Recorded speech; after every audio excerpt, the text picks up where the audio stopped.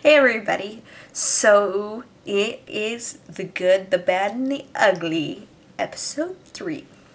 So, you probably have been watching, maybe you have, maybe you haven't, but obviously this is just my review of what I think is, really good and what's not so good during the week, or this week. And I'll admit, it was really hard this week for me to find anything, because I admit I haven't really been wearing a whole lot of makeup this week. I've been keeping it pretty minimal, but that being said, I did get some makeup, apply some makeup, and there were, mostly with some of the products, it's things that I've either been using over the week, and sometimes they're products that I really love anyway, so I think I should mention them. But the first, I guess we're just going to jump into it, and the product that I love, the good this week, is Cargo's 7-in-7 sort of tester palette. So this is 7 products that you can apply in 7 minutes to get a gorgeous, they call it a gorgeous and ready to go in 7 minutes. Basically what it is you end up with 7 products, and I'm going to show you some of them if I can. Some of them might fall out. But you get 7 products, everything from a concealer and a foundation. You get a mascara. These are actually full-sized eyeshadows. A tester of blush or bronzer, lip gloss, all sorts of stuff, as well as you get instructions on how to use them, which I think is fantastic, because sometimes early in the morning, especially for me, I am just so tired. I want that little sort of tutorial along the side to help me remember how to apply my makeup, because I'm just so tired. But I love Cargo, so I knew this was an instant hit for me. I've had the light to medium palette, I believe it was, light warm palette. I can't remember what it was called.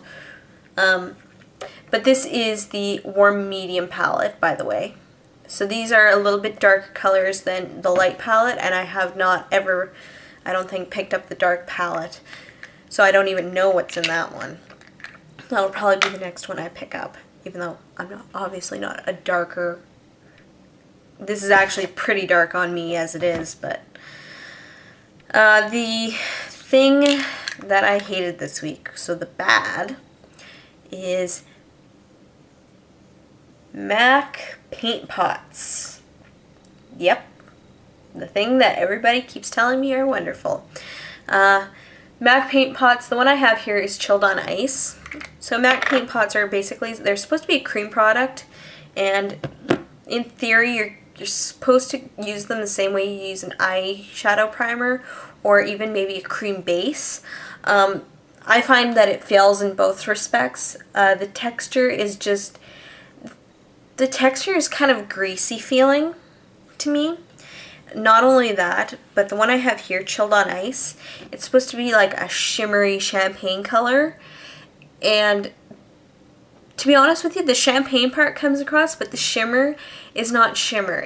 It's like quite literally, it is gold, chunky gold glitter. So, I don't know what they were thinking when they decided to do that. The only redeeming quality about this is that I have not tried it as an eyeliner yet, like a champagne colored eyeliner yet, cream eyeliner. That might be the only redemption this product has. And that is what has saved it from being just a bad to being the ugly of this week.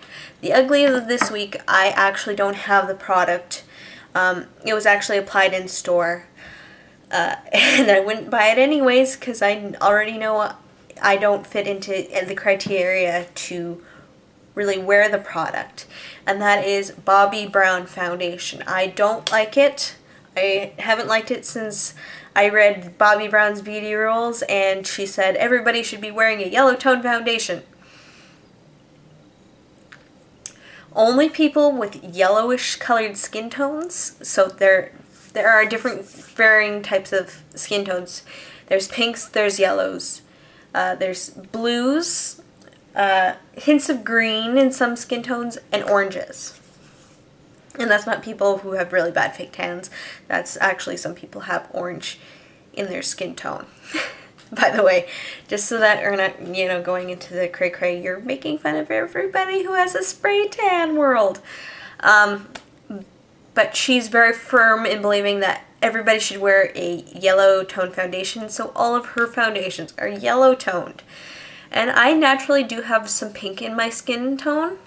I do wear a slightly more yellow toned foundation in the summer. This is actually the foundation that I wear in the summer. As you can tell from my regular foundation, it is quite a bit darker, and it does have a more yellow tone to it.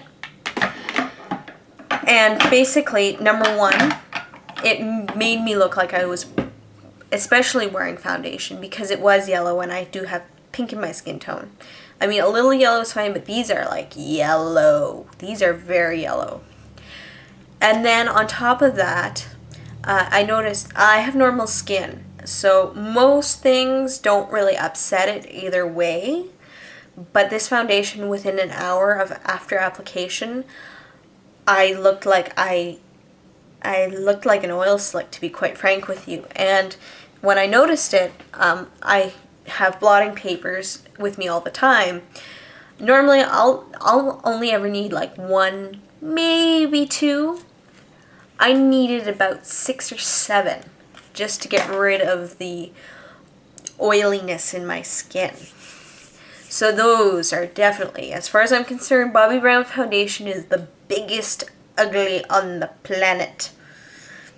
Hands down. So hopefully this is going to give you some insight, and if maybe you have some suggestions for me for next week or for a future The Good, the Bad, and the Ugly. I don't know how long this is going to persist, because I don't know how long I'm going to find products that I don't like or that I think are bad or things that are just terrible. But this is what's going on right now. So if you have any suggestions, send me a comment or a message on my blog, and hopefully I'll get around to it. And don't forget to subscribe, and I'll see you guys next time. Bye!